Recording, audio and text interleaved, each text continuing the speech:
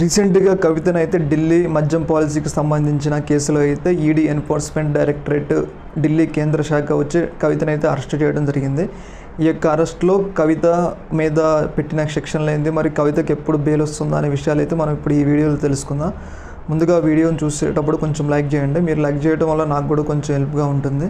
Okay, మరియు ముందుగా కవిత మీద పెట్టిన మామూలు కేసులు కావు. ఎందుకు అంటే ఈడీ అంటే ఎన్ఫోర్స్మెంట్ డైరెక్టర్ అంటే ఒక అక్రమ నగదును మరియు హవాలా డబ్బును నియంత్రించడానికి కేంద్ర ప్రభుత్వం ఏర్పాటు చేసిన ఒక చట్ట ప్రకారం ప్రివెన్షన్ ఆఫ్ మనీ లాండరింగ్ అనే చట్ట ప్రకారం అయితే ఈడీ తన యొక్క కార్యకలాపాలు నిర్వహిస్తుంది. ఈ చట్టం కింద కవిత మీద మోపబడిన కేసులో మామూలు కేసులుగా ఒక కఠినమైన సెక్షన్లు ఉన్నాయి. ఎందుకు అంటే ఒక ప్రభుత్వంలో ఉన్న ఒక మద్యం పాలసీని మార్పు చేసి ఆ యొక్క మద్యం పాలసీ ద్వారా ప్రభుత్వానికి నష్టం చేకూర్చారా అనే వాదనలు, దానికి సంబంధించిన ఆధారాలు కూడా కవితకి వ్యతిరేకంగా మరియు ఢిల్లీ ప్రభుత్వానికి వ్యతిరేకంగా అయితే ఈడీ సేకరించింది. అందులో భాగంగానే ఇప్పటికే మనందరికీ తెలుసు, ఢిల్లీ డిప్యూటీ సీఎం మనీష్ సిసోడియా దాదాపు 6-7 నెలల నుంచి 8 నెలల నుంచి జైల్లో ఉంటుండు. కవితకి ఆధారాల వ్యతిరేకంగా పూర్తిగా ఈడీ సేకరించిన తర్వాత కవితని అరెస్ట్ చేయడం జరిగింది. అయితే ఇప్పుడు అందరికీ వినిపిస్తున్నది ఏంటంటే కవితకి అరెస్ట్ అయింది కదా, కవిత ఎప్పుడు రిలీజ్ అవుతుంది, కవిత ఎప్పుడు బెయిల్ వస్తుందని.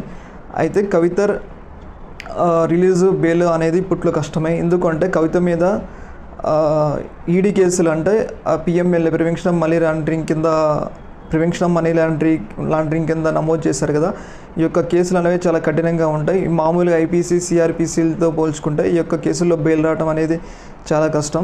ఒకవేళ కవితకి వ్యతిరేకంగా ఈడీ గనక ఎలాంటి ఆధారాలు కోర్టుకి గనక ప్రొడ్యూస్ చేయలేకపోతే అప్పుడు కోర్టు కవితకి వ్యతిరేకంగా ఎలాంటి ఆధారాలు లేవు అని, కవిత ఎలాంటి అవినీతి కార్యకలాపాలకు మళ్ళీ ప్రభుత్వాన్ని ప్రభావితం చేసే విధంగా ప్రయత్నించలేదని చెప్పేసి కవితకి బెయిల్ రావడానికి అయితే అవకాశం ఉంది. కానీ ఒకవేళ కవిత ఈ యొక్క కేసులో కన్విక్షన్గా అంటే దోషిగా తేలితే మాత్రం ఈ యొక్క సెక్షన్లు చూసుకుంటే మినిమం 3 సంవత్సరాల నుంచి 7 సంవత్సరాల వరకు అయితే కవితకి అయితే శిక్ష పడే ఛాన్స్ ఉంది. ఒకవేళ కవితకి వ్యతిరేకంగా ఎలాంటి రుజువులు కనుక ఎలాంటి ఆధారాలు కనుక ఈడీ ప్రొడ్యూస్ చేయలేకపోతే కవితకి 6 నుంచి 1 సంవత్సరం లోపల 6 నెలల నుంచి సంవత్సరం లోపల బెయిల్ రావడానికి అవకాశం ఉందంటే అని అయితే న్యాయవాదులు మరియు న్యాయానికి సంబంధించిన న్యాయకోవిదులు ఉంటారు కదా, వాళ్ళు అయితే అభిప్రాయపెడుతున్నారు అడ్వకేట్లు. ఏదేమైనా కానీ కవిత అరెస్ట్ అనేది తెలంగాణ రాజకీయాల్లో ఒక సంచలనంగా మారింది. ఒకవైపు మోడీ మల్కాజ్గిరిలో రోడ్డు చేస్తున్న సమయంలో, అదే సమయంలో కవిత అరెస్ట్ కావడం అనేది అటు బీఆర్ఎస్ పార్టీకి మాస్టర్ స్ట్రోక్ లాంటిది.